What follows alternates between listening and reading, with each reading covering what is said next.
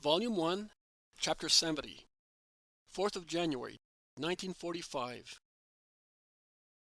Jesus meets John of Zebedee at Gethsemane. I see Jesus going towards the little low white house in the middle of the olive grove. A young man greets him. He seems to come from there because he is holding in his hands pruning and hoeing tools. God be with you, Rabbi. Your disciple John came, and he just left to come to meet you. How long ago? Not long. He has just passed that path. We thought you were coming from Bethany. Jesus starts walking very fast. He goes round the cliff. He sees John almost running down towards the town and calls him. The disciple turns round and with his face brightened with joy, he shouts, "Oh, my master!" and he starts running back. Jesus receives him with his arms wide open and they embrace each other affectionately. "I was coming looking for you. We thought you had been to Bethany, as you told us." "Yes, I wanted to go. I must start evangelizing around the surroundings of Jerusalem. But I remained in town to teach a new disciple." "Everything you do is well done, Master, and is always successful. See, even now we met very soon." They start walking, and Jesus places an arm on the shoulders of John, who, being shorter than Jesus, looks up at him, obviously very happy for so much intimacy. They thus start going back to the little house. "Have you been here long?" "No, Master. I left Doko at dawn, along with Simon, to whom I gave your message. Then we stopped together in the country of Bethany, sharing the food we had, and speaking of you to the peasants we found in the fields. When it was cooler, we parted. Simon went to see a friend of his, to whom he wants to speak about you. He owns almost the whole of Bethany. He has known him for a long time, when their fathers were alive. But Simon is coming here tomorrow. He asked me to tell you that he is happy to serve you. Simon is very clever. I would like to be like him, but I am an ignorant boy." "No, John, you are doing very well, too." "Are you really satisfied with your poor John?" "Yes, I am thoroughly satisfied, my dear John. Thoroughly satisfied." "Oh, my master." John bends down with eagerness to take Jesus' hand, which he kisses and passes lovingly over his face, as if caressing it. They have arrived at the little house. They enter the low, smoky kitchen. The landlord greets them. "Peace be with you." Jesus replies, "Peace to this house, to you and to those who live here with you. I have a disciple with me. There will be bread and oil for him too. I brought some dried fish that James and Peter gave me. And passing by Nazareth, your mother gave me some bread and honey for you. I walked all the time without stopping, but it will be dry now. It does not matter, John. It will always have the flavor of my mother's hands." John pulls out his treasures from the knapsack that he had put in the corner. And I see them prepare the dried fish in a strange way. They steep it for a few minutes in hot water. They then put some oil on it, and they roast it on the fire. Jesus blesses the food and sits at the table with his disciple. Also the landlord, whose name I hear is Jonah, and his son sit at the same table. The landlady comes and goes, bringing fish, some black olives, boiled vegetables dressed with oil. Jesus offers also some honey, and he offers it to the landlady, spreading it on some bread. "It comes from my beehive," he says. "My mother looks after the bees. Eat it. It is good. "You are so good to me, Mary, and you deserve so much more than this," he then adds, because the woman does not want to deprive him of the sweet honey. The supper ends in a short time, while they hold a brief conversation on common topics. As soon as they finish, and after thanking for the food, Jesus says to John, "Come, let us go into the olive grove for a little while. It is a clear, mild night. It will be pleasant to be out there for a short time." The landlord says, "Master, I say good night to you. I am tired, and also my son is tired. We are going to bed. I will leave the door ajar and the lamp on the table. You know what to do. Go, Jonah, and put out the lamp. There is such a bright moonlight that we will be able to see without any light. But where will your disciples sleep?" "With me. On my mat there is room also for him. Is that right, John?" John is enraptured at the idea of sleeping beside Jesus. They go out into the olive grove. But before going out, John takes something out of the knapsack in the corner. They walk for a little while, and they reach a brow from which the whole of Jerusalem can be seen. "Let us sit down here and talk a little," says Jesus. But John prefers to sit at Jesus' feet, on the short grass, and he rests his arm on Jesus' knees, with his head reclined on his arm, looking now and again at Jesus. He looks like a little boy near the person dearest to him. "It is beautiful also here, Master. Look how large the town seems at night, larger than by day. It is because the moonlight shades the outlines. See, the borders seem to widen out in a silver brightness. Look at the top of the temple, up there. Does it not look as if it were suspended in midair? It seems supported by angels on their silver wings." Jesus sighs. "Why are you sighing, Master?" "Because the angels have abandoned the temple. Its features of purity and holiness is now confined to its walls only. Those who should impress it into its soul, because every place has its soul, that is, the spirit for which it was built, and the temple has, or should have, a soul of prayer and holiness. Those who should energize such spirit are instead the first to suffocate it." "You cannot give what you do not possess, John." "And if there are many priests and Levites living there, not even 1/10 of them are capable of giving life to the holy place. They give death instead. They transmit the death of their own souls, which are dead to what is holy. They have their formulae, but they do not have the essence of them. They are corpses which are warm only because putrefaction swells them." "Have they done you wrong, Master?" John is all upset. "No. On the contrary, they allowed me to speak when I asked it to." "Did you ask them? Why?" "Because I do not want to be the one who starts war. There will be war in any case. Because I will be the cause of silly human fear for some, and the cause of reproach for others. But this must be written in their book, not in mine." They are quiet for a few moments. Then John resumes speaking. "Master, I know Annas and Caiaphas. My family has been on business relations with them, and when I come to Judea to see John, I used to come to the temple, and they were good to the son of Zebedee. My father always sends them the best fish. That is the custom, you know. If you want him to be friendly and to continue so, you must do that." "I know."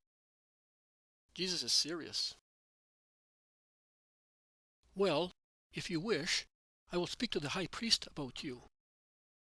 And, if you want, I know a man who is on business terms with my father. He is a rich fish merchant. He has a lovely big house near the Hippicus Tower, because they are very rich people, but they are also very good.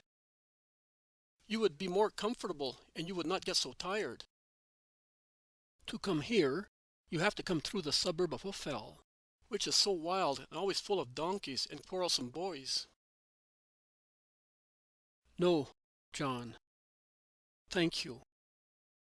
But I am all right here. See how much peace there is? I told also the other disciple who made the same suggestion. He said, to enjoy a higher reputation. I mentioned it to you that you might not get tired. I do not get tired. I will walk so much and I will never tire. Do you know what tires me? Indifference. Oh, what a burden it is. It is like carrying a weight on your heart. I love you, Jesus. Yes, and you comfort me. I love you so much, John, and I always will, because you will never betray me. Betray you? Oh! And yet there will be many who will betray me. John, listen. I told you that I stayed here to teach a new disciple. He is a young Jew, educated and well known. Well, then, you will have to work much less with him than you have to with us, Master. I am glad you have someone who is more capable than we are. Do you think I will work less? Yes, if he is less ignorant than we are, he will understand you better and serve you better, especially if he loves you. What you say is right, but love is not proportionate to education or formation. A virgin loves with all the strength of her first love. That applies also to the virginity of the mind. And the beloved penetrates and is more deeply impressed on a virgin heart and a virgin mind, rather than on hearts and minds imbued with other loves. But if God wants... Listen, John. I would ask you to be friendly with him. My heart shudders at the thought of putting you, an unshorn lamb, near the expert in life. But it subsides, considering that you may well be a lamb, but you are also an eagle, and if the expert will endeavor to make you touch the ground, which is always muddy, the soil of good human sense, with a stroke of your wings, you will be able to free yourself and desire only the clear blue sky and the sun. That is why I ask you to remain as you are and be friendly to the new disciple, inspiring him with your love, because he will not be loved very much by Simon Peter and the others. Oh, Master, are you not sufficient? I am the Master. Not everything will be said to me. You are a companion, a little younger, to whom it will be easier for him to unbosom himself. I am not suggesting you should repeat to me what he tells you. I detest spies and traitors. But I ask you to evangelize him with your faith, your charity, your purity, John. It is a land defiled by stagnant waters. It must be dried up by the sun of love, purified by the integrity of thoughts, desires, and deeds, and cultivated with faith. You can do that. If you say I can, yes, if you say I can do that, I will do it, for your sake. Thank you, John. Master, you mentioned Simon Peter, and that reminded me of something I should have told you immediately, but the joy of listening to you made me forget about it. When we went back to Capernaum after Pentecost, we found the usual amount of money from that unknown person. The boy had taken it to my mother. I gave it to Peter, and he handed it back to me, saying I should use some of it on my way back and in my stay at Doko, and I should bring the rest to you, for whatever need of yours. Because also Peter thought this place might not be comfortable. But you say it is. I took only 2 coins for 2 poor people I met near Ephraim. For the rest, I lived on what my mother had given me, and what I was given by some good people to whom I preached your name. Here is the purse. We will give the money to the poor tomorrow, so Judas also will be acquainted with our custom. Has your cousin come? How was he so quick?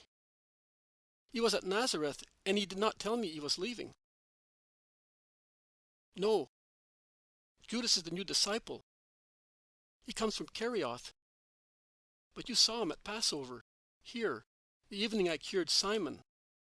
He was with Thomas. Ah, it's him!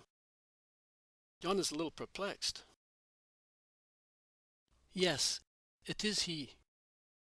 And what is Thomas doing? He carried out your instructions. He left Simon the Cananean, and by the sea road he went to meet Philip and Bartholomew. Yes, I want you to love one another, without preferences, helping one another mutually and bearing with one another. No one is perfect, John. Neither the young nor the old. But if you have a good will, you will reach perfection, and what is wanting in you I will supply. You are like children of a holy family. In it there are very different characters. One is strong, another is sweet, or brave, or shy, or impulsive, or very cautious. If you were all alike, you would be really strong in one character, but very weak in all the others. Whereas you thus form a perfect union, completed by you all. Love unites you. It must unite you, for the sake of God's cause. And for your sake, Jesus. First the cause of God, then the love for his Christ. And what am I in our family?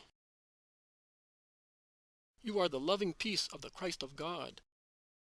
Are you tired, John? Do you want to go back? I will stay here and pray. I will stay too, and I will pray with you. Let me stay and pray with you. You may stay. Jesus says some psalms, and John prays with him. But his voice dies down, and he falls asleep with his head on Jesus' lap. Jesus smiles and stretches his mantle on the shoulders of the sleeping disciple, and continues to pray mentally. The vision ends thus. Then Jesus says,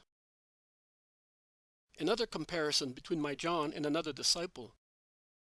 A comparison that makes the figure of my beloved disciple clearer and clearer.